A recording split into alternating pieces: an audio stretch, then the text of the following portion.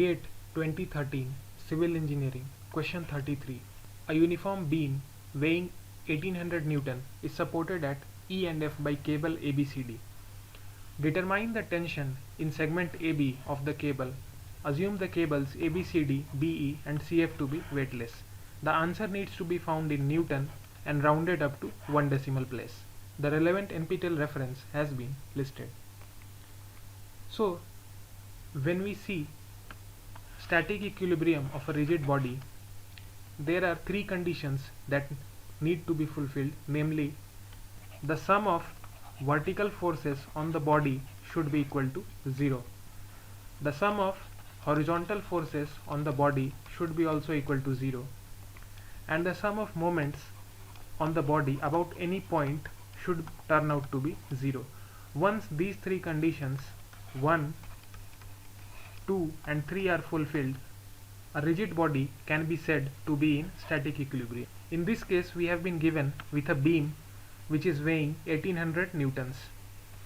So the weight will act from its center of gravity. So here we can see that the bar has a total length of 4 meters. So the center of gravity will be 2 meters from either end. So we can see that it will lie somewhere here. Let us call it CG of the bar. So here the weight will act, that is given as 1800 newtons. Now what we will do is we need to find the tension in the cable AB. So let us call it tension T1. Let us call the tension in cable CD as T2. What we can do is we can consider all the other cables to be part of the bar itself. This technique is used so that any kind of internal forces are eliminated. Another way to think about this is that BC, BE and CF, whatever tension they have, that would depend on T1 and T2 directly. So we can consider them to be a part of the bar itself and directly consider only two forces, T1 and T2, as tension acting on the bar along with its weight. So firstly we will do the sum of horizontal forces, which should be equal to 0. So the weight is a vertical force. The horizontal forces would be due to T1 and T2. So let us consider this angle to be theta. So towards the left we have T1 cos theta, and this should be equated with T2 and its horizontal component, let us call it theta dash. So that would be equal to T2 cos of theta dash. So here we can see that theta dash is equal to tan inverse. The vertical distance is 1 and the horizontal distance is also 1 meter, which is given as below. So it will be tan inverse 1 by 1, which will turn out to be 45 degrees. So cos of theta dash would be nothing but 1 by root 2. This is our first equation. Next we will do the sum of vertical forces on the bar equal to 0. So we can see that the vertical force due to cable AB would be T1 sin theta, and due to the cable CD would be T2 sin theta dash. So it would be T1 sin theta plus T2 sin theta dash equal to the weight, that is 1800, which is acting in the downward direction. So as we saw, theta dash is 45 degrees. So this would give us T1 sin theta plus T2 by root 2 equals 1800, which will be our second equation. Next we need to do the sum of moments acting on the bar and the other objects equal to 0. So we will consider the moments about the point A, since we can eliminate the moments due to T1 at that point. So the moments about A would be due to T2 and the weight. So T2 has a horizontal component, that is T2 by root 2, and it is at a distance of 1 meter from A. So T2 by root 2 into 1.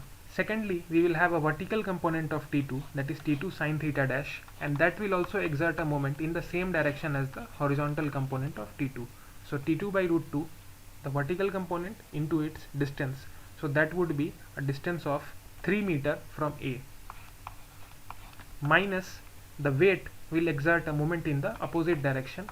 So that would be 1800 into the distance of the point A from the weight. So that would be 1.5 meters. This all should turn out to be 0. Using this, we have the magnitude of T2 by root 2 as 450 into 1.5. We have left it as it is since the magnitude that we need in the other equations is also of T2 by root 2. So this is our third equation. Now we can substitute the value from 3 back in 1 and 2, using which we would get T1 sin theta equals 1800 minus T2 by root 2. So that would be 450 into 1.5, and from the first equation we would get T1 cos theta equals 450 into 1.5. So now we have two equations and two variables. We will divide the equation 4 by equation 5. That would give us the value of tan theta as 5 by 3. So tan theta is 5 by 3. That basically indicates that if this is theta, the vertical side is 5 and the horizontal is 3. So the hypotenuse will be 5 square plus 3 square. So cos of theta would be nothing but 3 by root of 34. So substituting that value back, we would get T1 into cos theta, that is 3 by root 34, which is equal to 450 into 1.5. So using this we will get T1 as 1311.96 newtons. We can round it off to 1312 newton since the question instructs to round off the answer to one decimal place. So the tension in the cable AB was found out to be 1312 newtons. The relevant NPTEL reference has been listed.